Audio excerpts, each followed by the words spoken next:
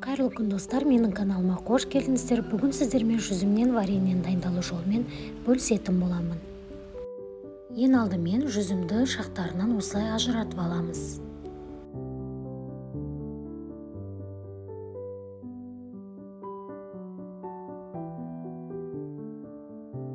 Видеоны соңына дейін қарап, менің каналыма тіркелуді ұмытпаңыздар.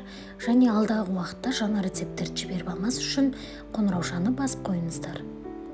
Отқа қоятын осындай ыдысымызға жүзімді салып, үстінен қантты саламыз. 2 кг жүзімге 1,5 кг қант саламыз және жүзім мен қантты жақсылап араластырып 4-5 сағатқа қалдырамыз.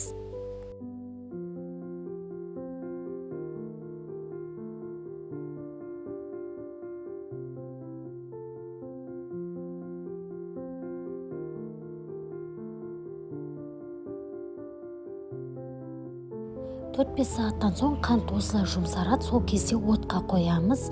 Енді қантымыз толық ерігенше тоқтамастан осылай араластырып тұрамыз.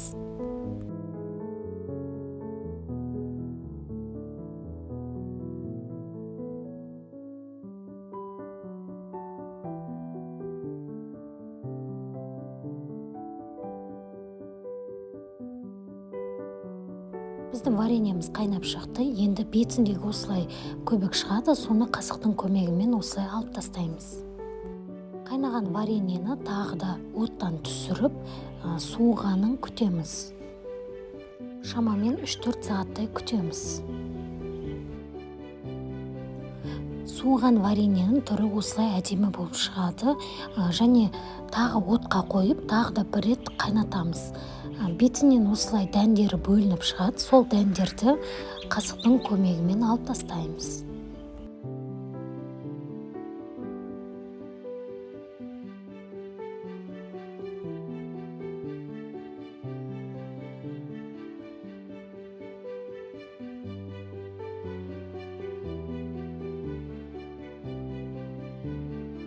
Енді паритетілген банкіге вареньені ыстықтай құямыз.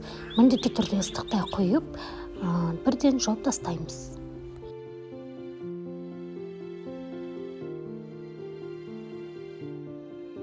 Біздің жүзімнен вареньеміз дайын.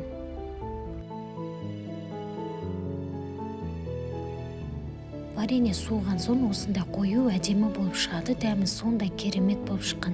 Міндетті түрде осы рецептпен дайындап көріңіздер. Әрі жүзімнен варенье жүрекке өте пайдалы.